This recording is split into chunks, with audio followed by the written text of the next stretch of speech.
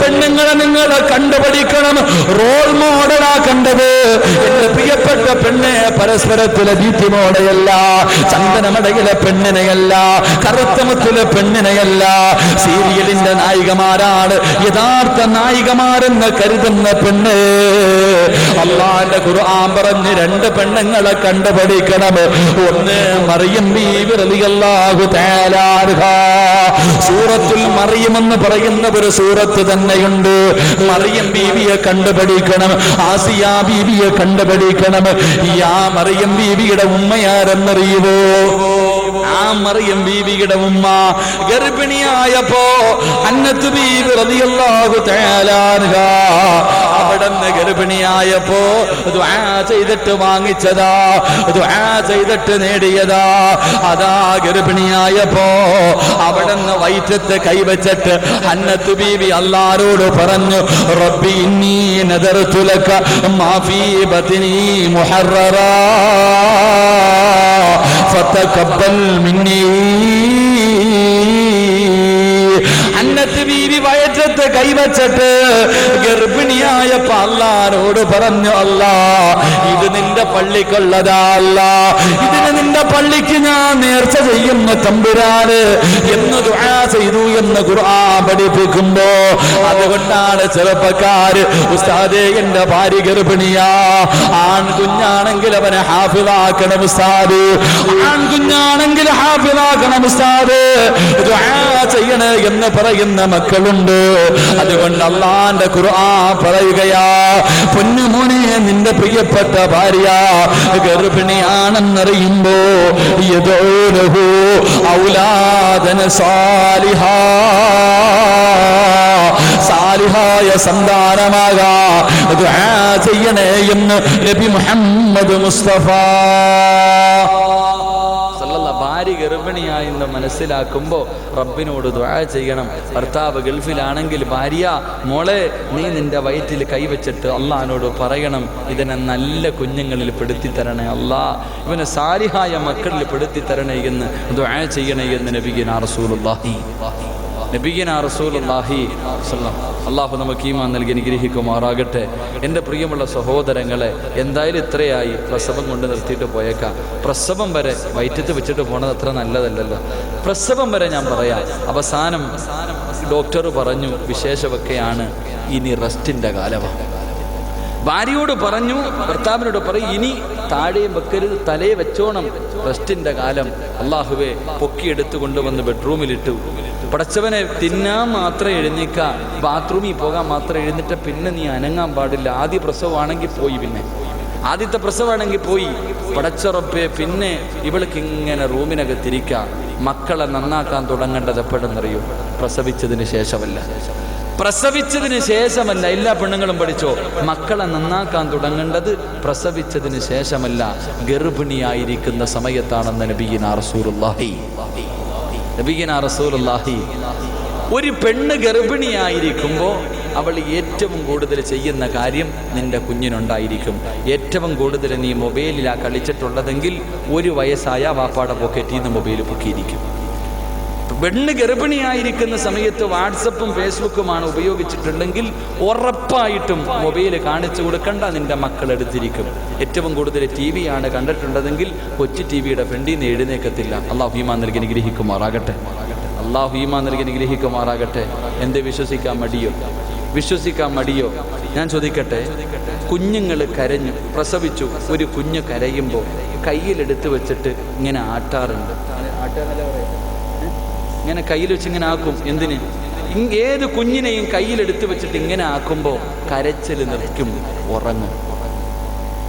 കയ്യിൽ വെച്ചിട്ട് ആട്ടുമ്പോൾ കുഞ്ഞിൻ്റെ കരച്ചിൽ നിൽക്കും, ഉറങ്ങും. ഇങ്ങനെ ആക്കിയാൽ ഉറക്കം വരും, കരച്ചിൽ നിർത്തുമെന്ന് കുഞ്ഞിനെ ആരാ പഠിപ്പിച്ചു കൊടുത്തേ? ആരെങ്കിലും ഉസ്താദ് പള്ളിയിൽ നിന്ന് പഠിപ്പിച്ചു കൊടുത്തോ? അല്ലെങ്കിൽ ഉമ്മ പഠിപ്പിച്ചു കൊടുത്തോ? അല്ലെങ്കിൽ എവിടെന്നെങ്കിലും കണ്ടുപിടിച്ചതോ? എൻ്റെ പ്രിയമുള്ള സഹോദരങ്ങളെ, കുഞ്ഞിന് ഈ അറിവ് കിട്ടിയത് എവിടെ നിന്നറിയോ? ഉമ്മാടെ വയറ്റിൽ കിടന്ന് ഗർഭിണിയായി ആശുപത്രി പോയപ്പോൾ ഡോക്ടർ പറയും, വെള്ളം കുറവാ കുടിച്ചോളാൻ. വെള്ളം കുറവാ. എൻ്റെ പ്രിയമുള്ള സഹോദരങ്ങളെ, വെള്ളത്തിനകത്ത് ഈ കടലിൽ കിടന്നിട്ട് അല്ലെങ്കിൽ കായലിൽ കിടന്നിട്ട് വള്ളമാടത്തില്ല, വെള്ളത്തിൻ്റെ മുകളിൽ കിടന്ന് ആടുന്നത് പോലെ ഉമ്മാടെ വയറ്റിനകത്ത് കിടക്കുന്ന വെള്ളത്തിൽ കിടന്ന് ഈ കുഞ്ഞിങ്ങനെ ആടി പഠിച്ചിട്ടുണ്ട്. അതുകൊണ്ടാ കൈകൊണ്ട് ഇങ്ങനെ ആട്ടുമ്പോൾ നമ്മുടെ കുഞ്ഞുറങ്ങുന്നത്. അള്ളാഹു ഈമാൻ നൽകി അനുഗ്രഹിക്കുമാറാകട്ടെ.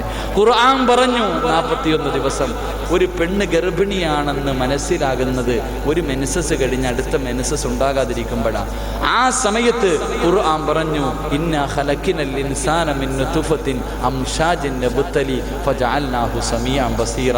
അല്ലാഹു കാണാനും കേൾക്കാനുമുള്ള കഴിവ് ആ മാംസ കഷണത്തിന് കൊടുക്കുമെന്ന് നബി മുഹമ്മദ് മുസ്തഫ. വയറ്റിനകത്ത് കിടക്കുമ്പോഴേ കുഞ്ഞിതൊക്കെ പഠിക്കുന്നുണ്ട്. അതുകൊണ്ടാ പറഞ്ഞത് ആ സമയത്ത് നല്ലത് മാത്രമേ ചെയ്യാവൂ. ഭാര്യയും ഭർത്താവും ആവശ്യമില്ലാത്തത് സംസാരിക്കാൻ പോലും പാടില്ല. ഒരുത്തനകത്ത് കിടന്ന് കേൾക്കുന്നുണ്ട്. എൻ്റെ പ്രിയമുള്ളവരെ, മഹാനായ ഇമാമുന ശാഫി റളിയല്ലാഹു തആല അൻഹു 6ാമത്തെ വയസ്സിൽ പരിശുദ്ധമായ ഖുർആൻ മുഴുവനും കാണാതെ പഠിച്ചു, അതിൻ്റെ അർത്ഥവും പഠിച്ചു. 6 വയസ്സായപ്പോൾ പരിശുദ്ധമായ ഖുർആൻ മുഴുവനും പഠിച്ചു, അതിൻ്റെ അർത്ഥവും പഠിച്ചു. എങ്ങനെ പഠിച്ചു? ഗർഭിണിയായിരുന്ന സമയത്ത് ഉമ്മ ഖുർആൻ ഓതുന്നത് കേട്ട് വളർന്ന മകനാ ഇമാമുന ഷാഫി റളിയല്ലാഹു തആല അൻഹു. അല്ലാഹു ഈമാൻ നൽകി അനുഗ്രഹിക്കുമാറാകട്ടെ. അതുകൊണ്ട് എൻ്റെ പ്രിയപ്പെട്ട പെങ്ങളോട് പറയുന്നു, മോളെ, നീ ആദ്യം മനസ്സിലാക്ക്, ഗർഭിണിയായിരിക്കുന്ന സമയത്ത് നല്ലത് മാത്രം ചെയ്, നല്ല കാര്യങ്ങൾ ചെയ്. നിന്റെ മക്കൾ നന്നാകും, നിന്റെ മക്കൾ സാലിഹീങ്ങളാകുമെന്ന് നബിയ്യനാ റസൂലുള്ളാഹി.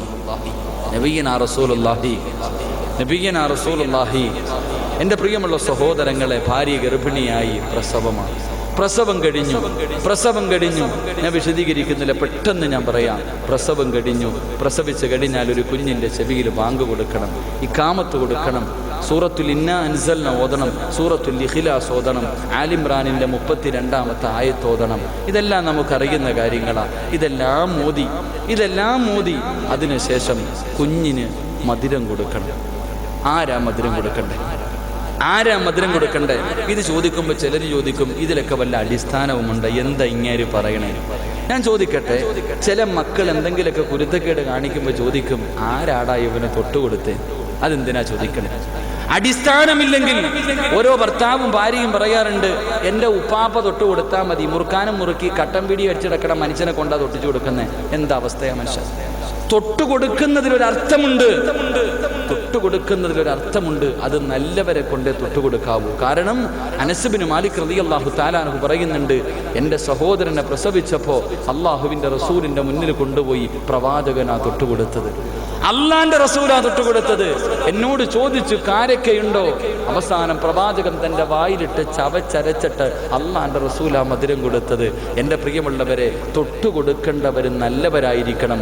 ആ തൊട്ടുകൊടുക്കുന്നവൻ്റെ ആ തൊട്ടുകൊടുക്കുന്ന മനുഷ്യൻ്റെ ജീവിതത്തിലെ ചില കാര്യങ്ങൾ ആ കുഞ്ഞിനെ സ്വാധീനിക്കുമെന്ന് നബിയുനാ റസൂലുള്ളാഹി. തൊട്ടുകൊടുക്കുന്നതിൽ അർത്ഥമുണ്ട്.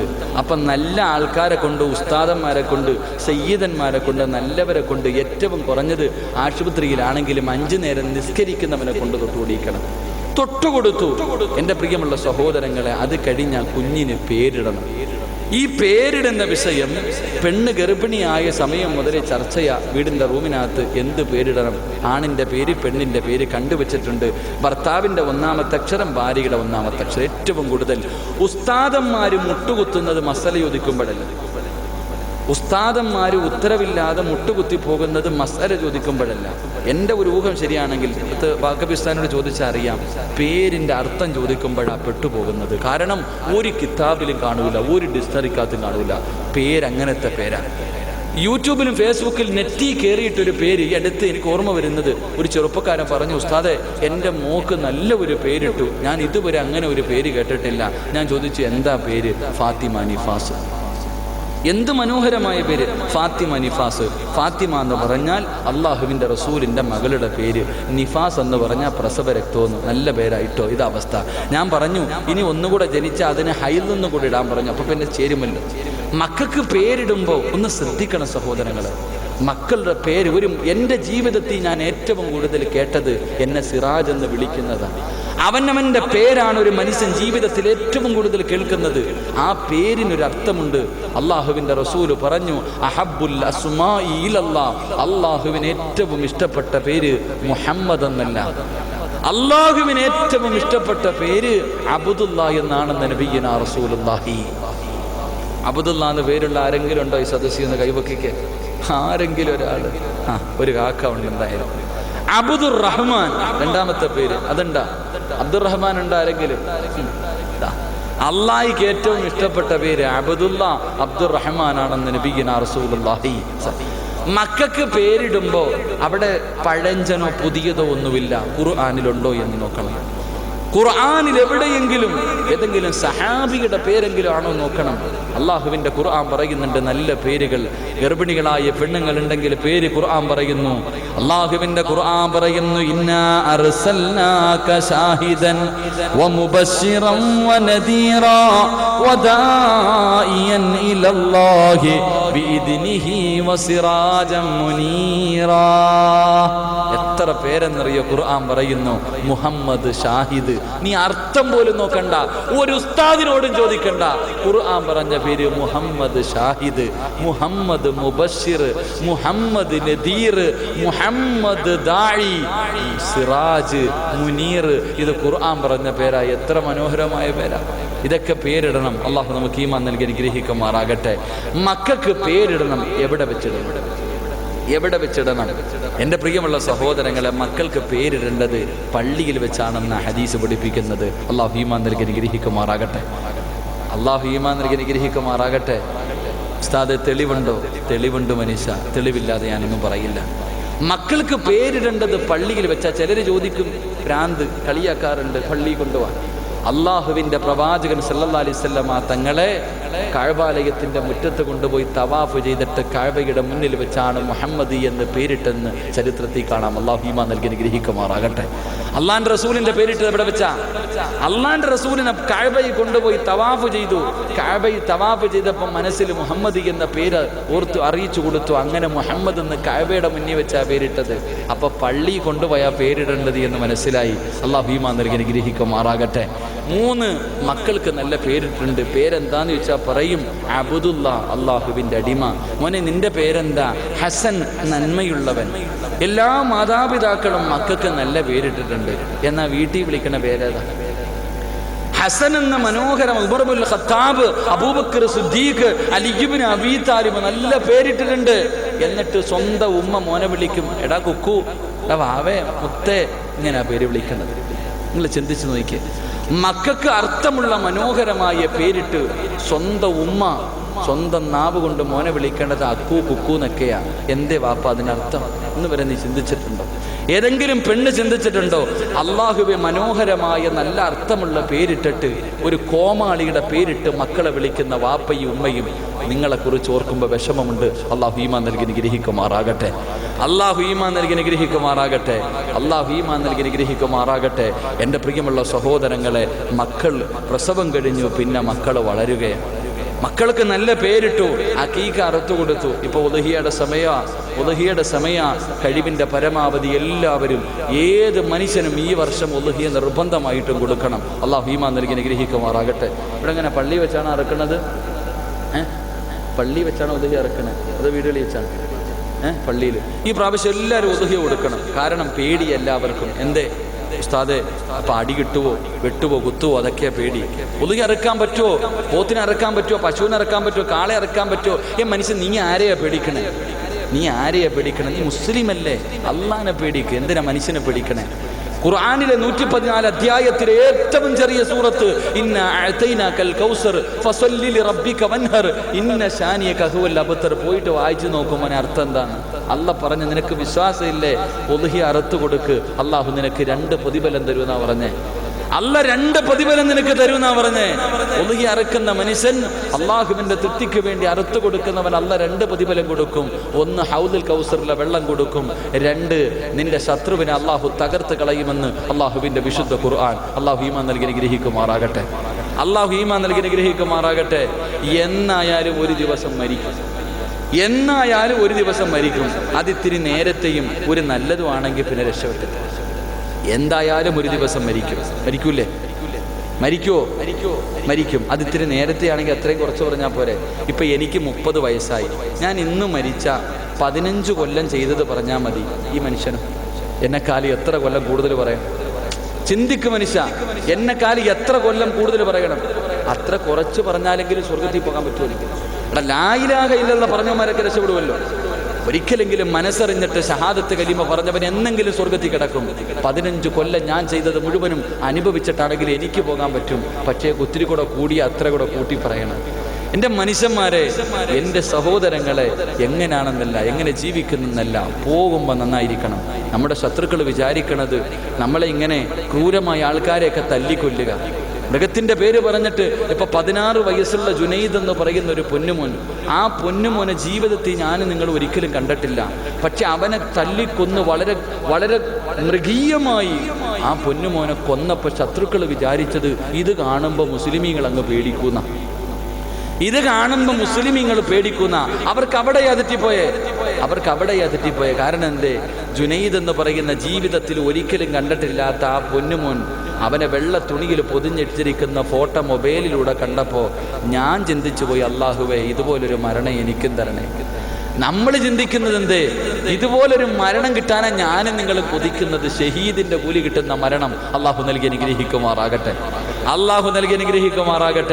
എടാ, നടു റോഡിൽ കിടന്ന് തുണ്ടമായിട്ട് വെട്ടിയാലും ആ വെട്ടുന്നവന്റെ മുഖത്ത് നോക്കിയിട്ട് ചിരിച്ചിട്ട് പോകണം. അവനാ യഥാർത്ഥ വിശ്വാസി. അള്ളാഹു ഭാഗ്യം നൽകി അനുഗ്രഹിക്കുമാറാകട്ടെ. നമ്മൾ ആരുടെ തലമുറയാ? നമ്മൾ ആരെയാ ഭയപ്പെടുന്നേ? നമ്മൾ ദജ്ജാലിനെ കാത്തിരിക്കുന്നവരല്ലേ? ഓനെക്കാലും വലുതൊന്നും വരാനില്ലല്ലോ. ഇപ്പൊ ഈ ചങ്ങനാശ്ശേരിയിൽ ഞാൻ ജോലി ചെയ്യുന്നു. ഞാൻ ചിന്തിക്ക്, ഒരു ചെറിയ പയ്യൻ ഞങ്ങളിങ്ങനെ നടന്നു വരുമ്പോൾ അവിടെ ഒരു പുതിയ ക്രിസ്ത്യാനികളുടെ പള്ളി പണിയുന്നുണ്ട്. 1.5 കോടി എങ്ങാണ്ട പള്ളി, 1-2 കോടി രൂപ മുടക്കിയിട്ടൊരു പള്ളി പണിയാ. ഈ പള്ളി കണ്ടപ്പോൾ ആരോ ഇങ്ങനെ പറഞ്ഞപ്പോൾ ഈ പയ്യൻ എന്നോട് പറയാ, എത്ര കോടി കൊടുത്ത് വേണമെങ്കിലും പണിയട്ടെ, നമ്മുടെ കയ്യിൽ വരാനുള്ളതല്ലേ. ഇവൻ പറയാ, നമ്മുടെ കയ്യിൽ വരാനുള്ളതല്ലേ. ഞാൻ പെട്ടെന്ന് അത്ഭുതത്തോട് ചോദിച്ചു, അതെന്തേ? ഉസ്താദ്, ഈസാ നബി വരുമ്പോൾ 40 കൊല്ലം ഭരിക്കുമ്പോൾ ഇതെല്ലാം നമ്മുടെ കയ്യിലല്ലേ. ഓൻ ചിന്തിച്ചത് അതാ. ബുദ്ധിയുള്ള മക്കൾ ചിന്തിക്കണം അങ്ങനെ. ഇവിടെ നമ്മൾ പേടി. അവൻ ചിന്തിച്ചത് ഈസാ നബി വരുമ്പോ 40 കൊല്ലം ഭരിക്കുമല്ലോ, അന്ന് ഈ ലോകം മുഴുവൻ നമ്മുടെ കയ്യിലല്ലേ, അപ്പൊ ഈ പള്ളിയൊക്കെ നമ്മുടെ കയ്യിൽ വരൂല്ലേ. ഓൻ ചിന്തിച്ചതിന്റെ ദീർഘവീക്ഷണത. നമ്മളിങ്ങനെ മൊബൈലും കുത്തിയിട്ട് നടക്കണം, നമുക്കെന്ത് ദീർഘവീക്ഷണം? യൂട്യൂബിൽ കയറിയിരുന്ന് കാണാൻ മാത്രമല്ലേ നമുക്കറിയൂ. ഗെയിം കളിക്കാനും ഇറച്ചിക്കോടി തിന്നാനും മാത്രമല്ലേ നമുക്കറിയൂ. അള്ളാഹു ഈമാൻ നൽകി അനുഗ്രഹിക്കുമാറാകട്ടെ. അതുകൊണ്ട് എൻ്റെ പ്രിയമുള്ളവരെ, നമ്മളൊക്കെ ഈമാനുള്ളവരാ. മഹാനായ സയ്യിദന ഉമർ ഇബ്നുൽ ഖത്താബ് റളിയല്ലാഹു തആല ഉമർ റളിയല്ലാഹു തആല അൻഹുവിനോട് അല്ലാഹുവിന്റെ റസൂൽ പറഞ്ഞു, ഖബറിൽ കൊണ്ടുവെക്കുമ്പോൾ 2 മലക്കുകൾ വന്നിട്ട് ചോദിക്കും, മൻ റബ്ബുക, മൻ ദീനുക, മൻ ഇമാമുക എന്നൊക്കെ ചോദിക്കും എന്ന് പറഞ്ഞപ്പോൾ ഉമർ റളിയല്ലാഹു തആല അൻഹു പറഞ്ഞു, നബിയേ, എന്നോടെങ്ങാണ് ആ മലക്ക് ചോദിച്ച, എന്നെ ഖബറിനകത്ത് കൊണ്ടുവെക്കുമ്പോ മുൻകറും നക്കീർ എന്ന് പറയുന്ന മലക്കുകൾ എന്റെ അടുക്കൽ എന്റെ റബ്ബാരെന്ന് ചോദിച്ചാ ഞാൻ തിരിച്ചു ചോദിക്കും, നബി, എടാ നിന്റെ റബ്ബാരാന്ന് തിരിച്ചു ചോദിക്കും. അത് തന്നെ എന്റെ അല്ലാഹ്. മലക്കുകളോട് ചോദിക്കത്ര, നിന്റെ റബ്ബാരാ? അതേ റബ്ബ് തന്നെ എന്റെ റബ്ബെന്ന് ഞാൻ പറയുമെന്ന് മഹാനായ സയ്യിദന ഉമർ ഇബ്നുൽ ഖത്താബ്. ആ രക്തവാ നമ്മളിലൂടെ ഓടുന്നത്. അതുകൊണ്ട് ഈമാനുള്ളവരാ, നമ്മളൊക്കെ മുസ്ലിമീങ്ങളാ. അതുകൊണ്ട് ഒളുഹിയ അത് നല്ല രീതിയിൽ നടത്തണം. അതൊരു പുണ്യ പ്രവർത്തനമാ. അള്ളാഹു നമുക്ക് ഭാഗ്യം നൽകി അനുഗ്രഹിക്കുമാറാകട്ടെ. എൻ്റെ പ്രിയമുള്ള സഹോദരങ്ങളെ, അള്ളാഹുവിൻ്റെ ഖുർആൻ പറയുന്നു, മക്കളെ വളർത്തുമ്പോൾ ചെയ്യേണ്ട ഒരേ ഒരു കാര്യം. ഇത്രയും നേരം ഞാൻ പെണ്ണുങ്ങളോടാ പറഞ്ഞത്, ഇത്രയും നേരം ഞാൻ പറഞ്ഞെങ്കിൽ അവസാനമായിട്ട് നിർത്തുകയാണ്. മക്കളെ നന്നാക്കണമെങ്കിൽ അല്ലാഹുവിന്റെ പരിശുദ്ധമായ ഖുർആൻ പറയുകയാ, എൻ്റെ പ്രിയമുള്ളവരെ, ലിൽ മുത്തഖീന ഇമാമാ. മക്കളെ നന്നാകണമെന്ന് ആഗ്രഹമുള്ള മാതാപിതാക്കൾ, ഖുർആൻ പറഞ്ഞ മക്കൾ ഉണ്ടാകണമെങ്കിൽ, ഖുർആൻ പറഞ്ഞ മക്കളെ കിട്ടണമെങ്കിൽ അല്ലാഹുവിന്റെ ഖുർആൻ പറയുകയാ, നീ ചെറുപ്പക്കാരനായിരുന്നപ്പോ നീ അല്ലാഹുവിനോട് പറഞ്ഞു, എനിക്ക് നല്ല ഒരു പെണ്ണിനെ തരണേ അല്ലാ. എന്റെ പെങ്ങള് സ്കൂളിൽ പഠിക്കുന്ന പ്രായം, ഡിഗ്രിക്ക് പഠിക്കുന്ന പ്രായപൂർത്തിയായപ്പോ പെണ്ണും ദുആ ചെയ്തു, എനിക്ക് നല്ല ഒരു ഭർത്താവിനെ തരണേ അല്ലാ. ഇവരുടെ ദുആ കണ്ടെത്ത അല്ലാഹു കൊടുത്തു. ഒരു നല്ല ഭർത്താവിനെ കൊടുത്തു, ഒരു നല്ല ഭാര്യയെ കൊടുത്തു. അത് കഴിഞ്ഞപ്പോ പിന്നെ ചോദിച്ചു, റബ്ബ് നല്ല മക്കളെ തരണം. ദുആ ചെയ്തു റബ്ബ് അവസാനം അതും സ്വീകരിച്ചു, നല്ല മക്കളെയും കൊടുത്തു. 3, നീ ചോദിച്ച 2 കാര്യം അല്ലാഹു നിനക്ക് തന്നു.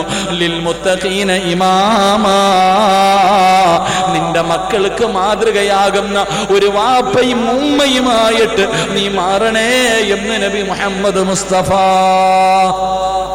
3 മക്കൾക്ക് മാതൃകയാകുന്ന ഒരു വാപ്പയാകണം.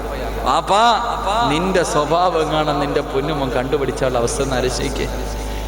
എന്റെ ഉമ്മ, നിന്റെ സ്വഭാവം കണ്ടാ നിന്റെ മക്കള്, നമ്മുടെ മക്കള് നമ്മളെ കണ്ടാ പഠിക്കണേ. ഇപ്പൊ നമ്മൾ ചിന്തിച്ചു നോക്കിയേ, നമ്മുടെ മക്കളോട് നിസ്കരിക്കാൻ പറയണ്ട.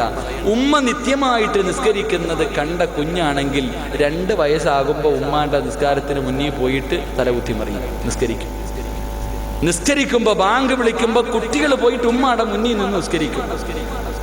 ഉമ്മ ദിക്ർ പറയുന്നത് കണ്ടിട്ടുണ്ടെങ്കിൽ കുട്ടികളും കയ്യിൽ തസ്ബീഹ് എടുത്തിട്ട് നടക്കും. ഖുർആൻ ഓതുന്നത് കണ്ടിട്ടുണ്ടെങ്കിൽ പുസ്തകം എടുത്തു വെച്ചിട്ട് വായിക്കുന്ന കാണാം, ഖുർആൻ ഓതുന്ന കാണാം. അതാ മക്കള്. എൻ്റെ പ്രിയമുള്ളവരെ, ആദ്യം നന്നാകേണ്ടത് നമ്മളാണെന്ന് നബിയിന റസൂലുള്ളാഹി.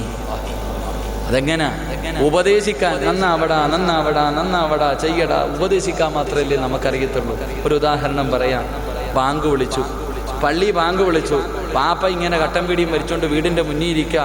മോനെടാ, ബാങ്ക് വിളിച്ചടാ, പള്ളിയിൽ പോയി നിസ്കരിക്കടാ. ആരാ പറയണ? പാപ്പ. അങ്ങാരുടെ കാലിൽ ഒരു കുരുവില്ല, ഒരു അസുഖവും ഇല്ല, നടക്കാൻ അല്ലാഹു ആരോഗ്യം ആഫിയത്തും കൊടുത്തു. പള്ളിയുടെ പരിസരത്തിൽ വീടിന്റെ മുന്നിൽ ഇരുന്നിട്ട് മോനോട് പറയും, നീ പോയി നിസ്കരിക്കടാ. എന്ത് ന്യായമാ മനുഷ്യ, നിനക്ക് പോയിക്കൂടെ? സത്യത്തിൽ യഥാർത്ഥത്തിൽ ഒരു വാപ്പ മുന്നിൽ പോണം, മോനെ പുറകെ കൊണ്ടുപോകണം. അതാ വാപ്പ എന്ന് പറഞ്ഞ. ഉമ്മ മഗ്രിബിന്റെ സമയത്ത് ടിവിയുടെ മുന്നിൽ ഇരിക്കുക. ഇങ്ങനെ ഇരിക്കുമ്പോഴാ ബാങ്ക് വിളിക്കണം, മോളെ സലാത്ത് പറ, ഖുർആനോത്, നിസ്കരിക്ക്. ഞാനിവിടെ ഹജ്ജ് ചെയ്തുകൊണ്ടിരിക്കുക. ഉമ്മ ടിവിയുടെ ഫ്രണ്ടിൽ പെറ്റ് കിടക്ക, മോളോട് പറയാൻ ചെയ്യാൻ നാണവില്ലേ പറയാൻ? എന്ത് യോഗ്യതയാ ഉള്ളത്? മഹാനായി നബി മുഹമ്മദ് മുസ്തഫ അള്ളാഹുവിന്റെ പ്രവാചകന്റെ മുന്നിൽ ഒരു ഉമ്മ ഒരു മകനെ കൊണ്ടുവന്നു, ഒരു ചെറിയ പയ്യനെ കൊണ്ടുവന്നിട്ട് പ്രവാചകനോട് പറഞ്ഞു, നബിയെ, ഇവൻ മധുരം അധികമായിട്ട് തിന്നുന്ന നബിയെ. ആര് പറഞ്ഞിട്ട് കേൾക്കണില്ല. നബിയെ, നിങ്ങൾ പറ, എൻ്റെ മോൻ അനുസരിക്കും. അള്ളാഹുവിന്റെ റസൂല് പറഞ്ഞു, പോയിട്ട് ഒരാഴ്ച കഴിഞ്ഞ് വരാൻ ഉമ്മ മകനെയും കൊണ്ടുപോയി. ഒരാഴ്ച കഴിഞ്ഞ് തിരിച്ചു വന്നു. അള്ളാഹുവിന്റെ റസൂൽ ഈ പയ്യനെ അടുത്ത് വിളിച്ചിട്ട് പറഞ്ഞു, സല്ലല്ലാഹു അലൈഹി വസല്ലം, പ്രവാചകൻ പറഞ്ഞു, മോനെ, മധുരം അധികമായിട്ട് കഴിക്കരുത്, ശരീരത്തിന് നല്ലതല്ല. ഈ ഉമ്മ നബിയോട് ചോദിച്ചു, ഇത് പറയാനാ ഒരാഴ്ച എടുത്ത്?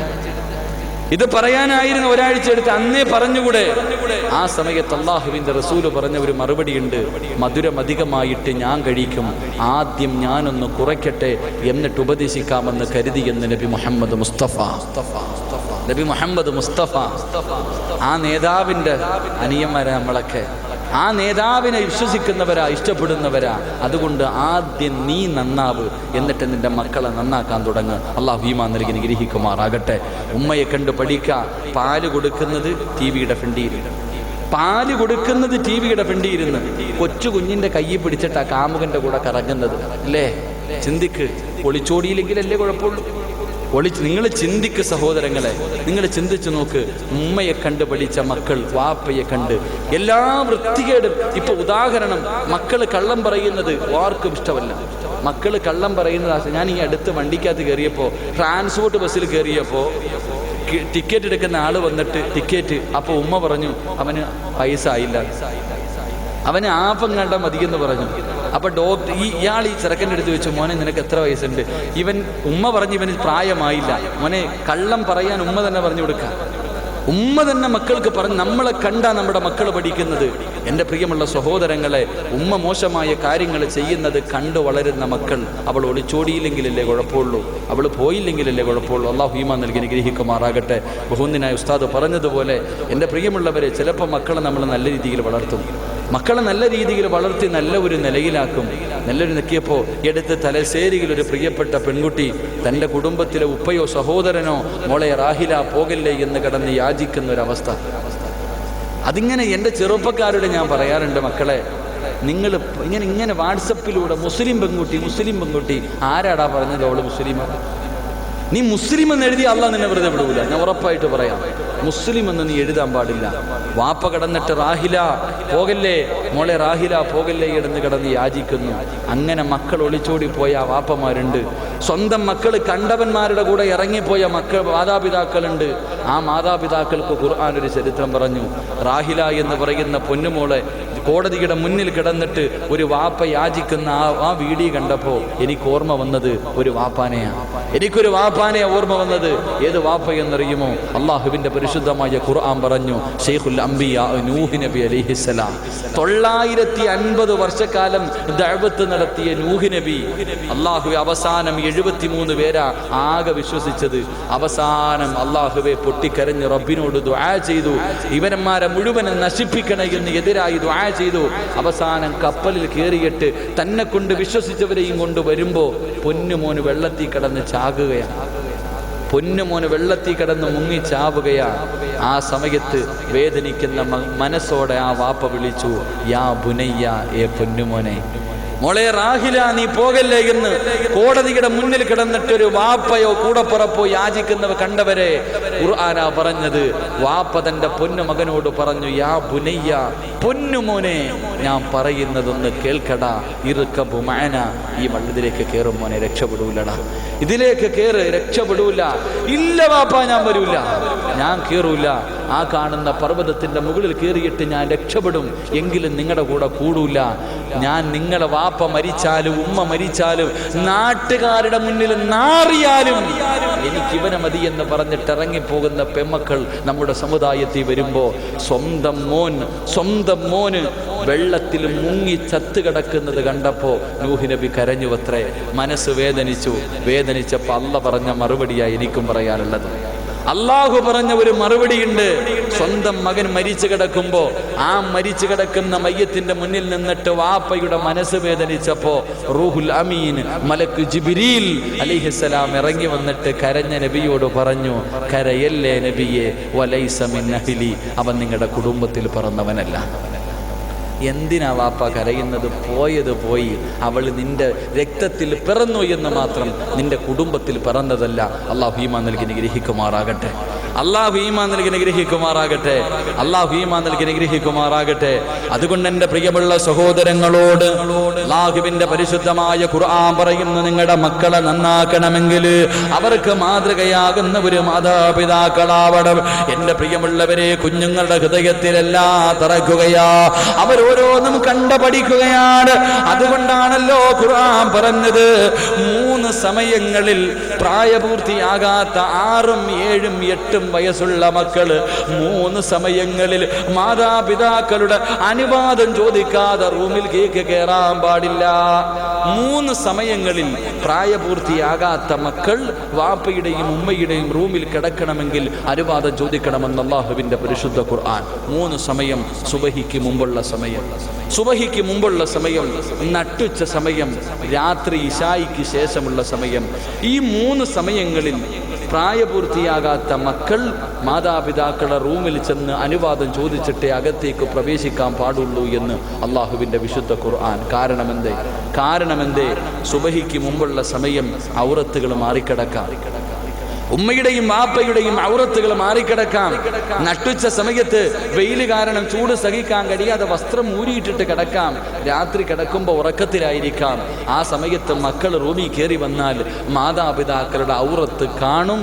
അതുകൊണ്ട് അനുവാദം ചോദിച്ചിട്ടേ കിടക്കാൻ പാടുള്ളൂ എന്ന് ഖുർആൻ പഠിപ്പിച്ചേ. എങ്കിൽ നമ്മളോ 18 വയസ്സുള്ള മോൻ, 15 വയസ്സുള്ള മോള്, 25 വയസ്സുള്ള ഉമ്മ, അല്ലെങ്കിൽ 40 വയസ്സുള്ള വാപ്പ കുടുംബസമേതം ഒരുമിച്ചിരുന്നിട്ട് ഇംഗ്ലീഷ് പടം കാണുന്ന കാലമല്ലേ? അല്ലാഹു ഈമാൻ നൽകി അനുഗ്രഹിക്കുമാറാകട്ടെ.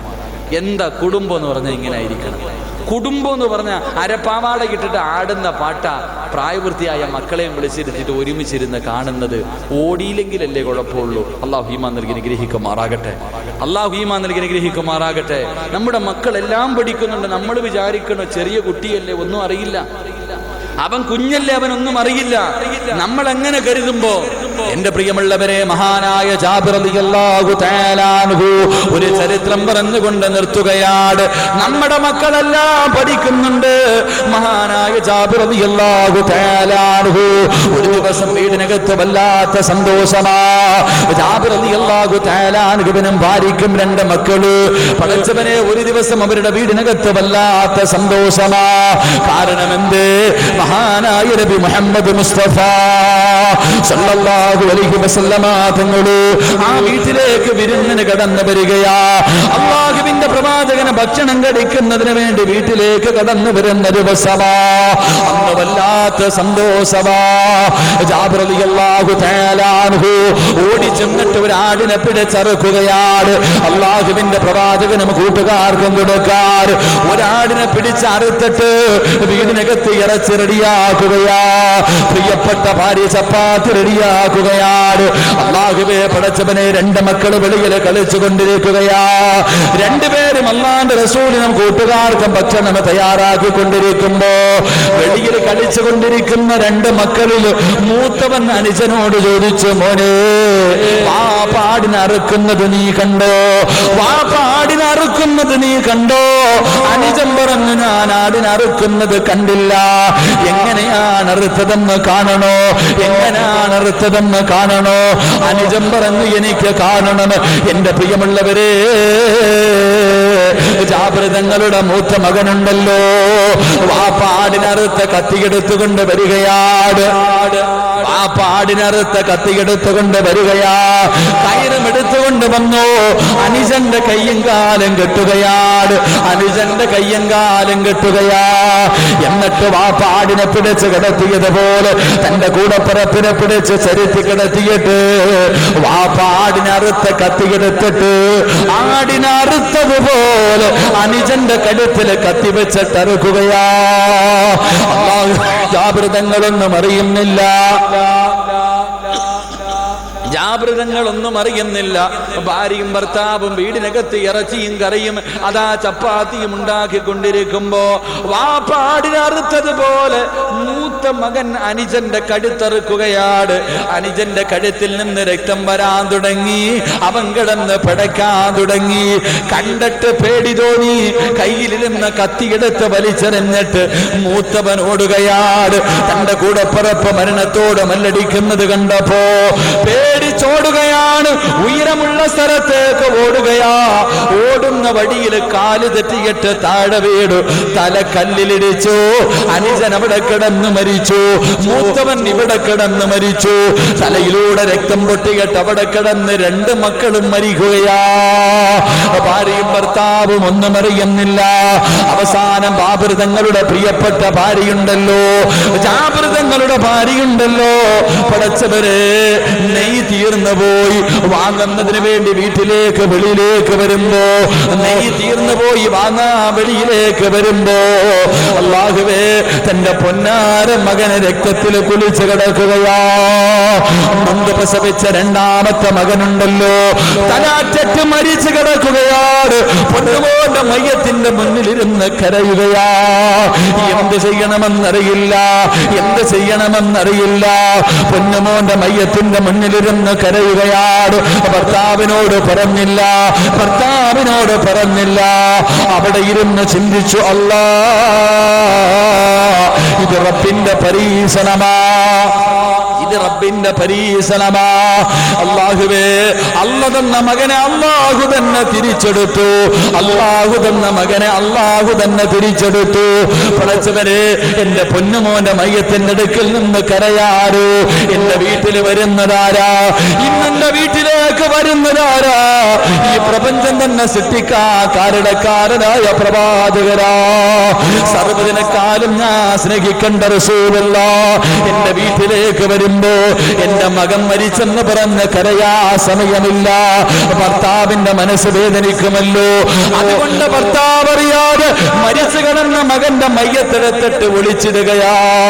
തന്റെ പൊന്നാര മകന്റെ മയ്യത്തെടുത്ത് മാറ്റിയിട്ടിട്ട് തുണിയിട്ട് മൂടി മുന്നോട്ട് നടന്നു പോകുമ്പോ രണ്ടാമത്തെ മോനും കിടക്കുകയാ.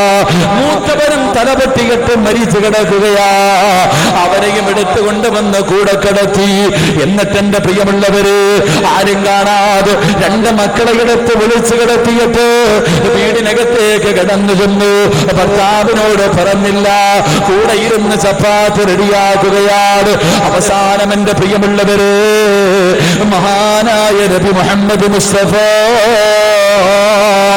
സല്ലല്ലാഹു അലൈഹി വസല്ലമ തങ്ങള് അല്ലാഹുവിന്റെ പ്രവാചകനും തന്റെ കൂട്ടുകാരും വീട്ടിലേക്ക് കടന്നു വരുമ്പോ, അല്ലാഹുവിന്റെ റസൂൽ ഇങ്ങനെ നടന്നു വരുമ്പോ റൂഹുൽ അമീൻ മലക്ക് ജിബ്രീൽ അലൈഹിസ്സലാം ഇറങ്ങി വന്നിട്ട് അവിടുന്ന് പറയുന്നു, യാ റസൂലല്ലാഹ്,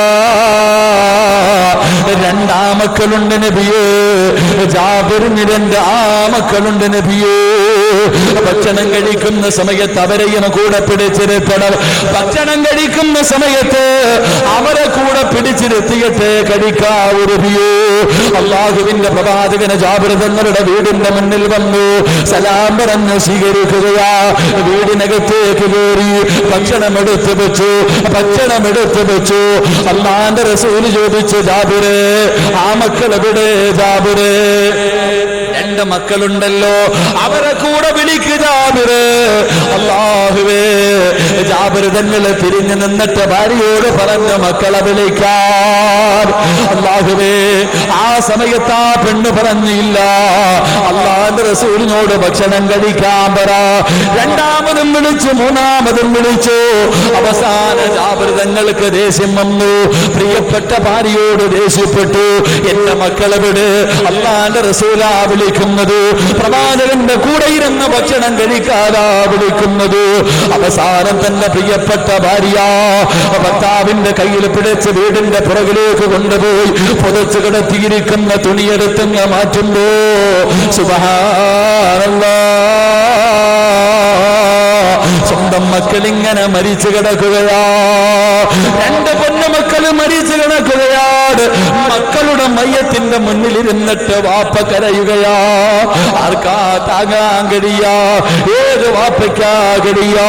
സ്വന്തം മക്കളുടെ മയ്യത്ത് റബ്ബേ കരയാതെ കുളിപ്പിക്കാൻ കഴിയുന്ന ഉമ്മമാരുണ്ട്, വാപ്പമാരുണ്ട്. ഇറക്കാതെ സ്വന്തം രക്തത്തിൽ പിറന്ന മക്കളുടെ മയ്യത്ത് കൊണ്ടുപോയി ആരുടെ മണ്ണിനകത്ത് ഇറക്കി വെച്ച് കൈവിറക്കാതെ കണ്ണ് നിറയാതെ മക്കളുടെ മുഖത്ത് നോക്കിയിട്ട് ഒരു പിടി മണ്ണ് പാറിയിടാനുള്ള ധൈര്യമുണ്ട്. ജാബിർ തങ്ങൾ സ്വന്തം മക്കളുടെ മയ്യത്തിന്റെ മുന്നിലിരുന്ന് പൊട്ടിക്കരയുമ്പോ അല്ലാഹുവിനെ പേടിയുള്ള ദീനുള്ള സാലിഹായ ഭാര്യ ചോദിക്കുന്നു, ജാബിറേ, കരയുകയാണോ ജാബിറേ? കരയുകയാണോ ജാബിറേ? ഇതല്ലാഹു നമുക്ക് തരുന്ന ഒരു പരീക്ഷണമാ. അല്ലാഹുവിന്റെ പ്രവാചകന് വീടിനകത്ത് ഭക്ഷണം കഴിക്കാനിരിക്കുമ്പോ നമ്മുടെ മക്കളുടെ മയ്യത്തിന്റെ മുന്നിലിരുന്ന് കരയുകയാണോ? ഇതിനെക്കാളും വലുതല്ലേ? ഇതിനെക്കാളും വലുതല്ലേ? തന്റെ ഭർത്താവിന് ധൈര്യം കൊടുക്കുകയാ, തന്റെ ഭർത്താവിന്റെ കണ്ണുനീര് തുടച്ചു കൊടുക്കുകയാ. എന്നിട്ട് റബ്ബേ വീടിനകത്തേക്ക് വിളിച്ചു കൊണ്ടുപോയി അല്ലാഹുവിന്റെ റസൂല് ചോദിക്കുന്നു, ജാബിറേ, മക്കളെ വിട്. ഭാര്യ പറഞ്ഞ് പുറത്തു പോയെന്ന് പറയാ. ജാബിർ തങ്ങൾ മിണ്ടുന്നില്ല. ഭക്ഷണം കഴിച്ചോ നബിയേ? പിന്നെയും ചോദിച്ചോ, മക്കളെവിടെ ജാബിറേ? അവസാനം അല്ലാഹുവിന്റെ റസൂലിന്റെ കയ്യിൽ പിടിച്ച് പൊട്ടിക്കരഞ്ഞിട്ട് പറഞ്ഞു, യാ റസൂലല്ലാഹ്, അങ്ങയുടെ മുഖത്ത് നോക്കി കള്ളം പറയാ കഴിയുന്നില്ല നബിയേ. എന്റെ മക്കള് രണ്ടുപേരും പോയി നബിയേ. എന്റെ മക്കള് രണ്ടുപേരും പോയി നബിയേ. വീടിന്റെ വീടിന്റെ പുറത്ത് പുതച്ച് കിടത്തിയിരിക്കുന്ന മക്കളുടെ മയ്യത്തിന്റെ മുന്നിലേക്ക് റസൂലുള്ളാഹിനെ കൊണ്ട് കാണിച്ചു കൊടുക്കുമ്പോ എന്റെ പ്രിയമുള്ളവരെ, നമ്മുടെ മക്കളെല്ലാം കണ്ടുപിടിക്കുന്നുണ്ട്. നമ്മൾ നിസാരമെന്ന് തള്ളിക്കളയുന്ന കാര്യങ്ങൾ മുഴുവനും നമ്മുടെ മക്കളുടെ ഹൃദയത്തിലേക്ക് തറക്കുകയാ. കൊച്ചിലെ ശീലം ചുടല പറയാ.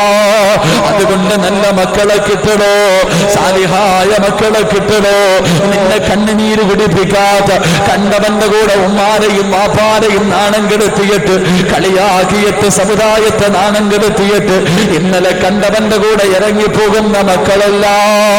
ആരൊക്കെ എന്തൊക്കെ പറഞ്ഞാലും ഇല്ലടോ, എന്റെ ഉമ്മാനെ വേദനിപ്പിക്കാ, എന്റെ വാപ്പാനെ വേദനിപ്പിക്കാ, എന്റെ റബ്ബിനെ പുറങ്കാലുകൊണ്ട് ചവിട്ടിത്തേക്കാ, എന്നെ കൊണ്ട് കഴിയില്ലടാ, എനിക്കെന്റെ ദീനാണ് വേണ്ടത്, എനിക്കെന്റെ റബ്ബാണ് വേണ്ടത് എന്ന് പറയുന്ന ഈമാനുള്ള മക്കൾ നിനക്ക് വേണോ? ഖുർആൻ പറയുന്നു, ഫൽഫർ ബിദാതി ദീനുള്ള പെണ്ണിനെ കെട്ടട്, പള്ളിയിൽ വെച്ച് വിവാഹം നടത്തട്, റബ്ബിനോട് സാലിഹായ മക്കളെ കിട്ടാ ദുആ ചെയ്യട്, മക്കളെ കിട്ടിയാലും ദുആ ചെയ്യട്, അവർക്ക് നല്ല പേരിടണ്, അവർക്ക് നീ അദബ് പഠിപ്പിക്കട്, അവർക്ക് മാതൃകയാകുന്ന ലിൽ മുത്തഖീന ഇമാമാ, മാതൃകയാകുന്ന വാപ്പയും അമ്മയുമായി നീ മാറിയ നിന്റെ മക്കള് നന്നാകുമെന്ന് നബി മുഹമ്മദ് മുസ്തഫ സല്ലല്ലാഹു അലൈഹി വസല്ലം. അള്ളാഹു നമുക്ക് ഈമാൻ നൽകി അനുഗ്രഹിക്കുമാറാകട്ടെ. ഞാനൊക്കെ എനിക്ക് വേണ്ടി ദുആ ചെയ്യണം.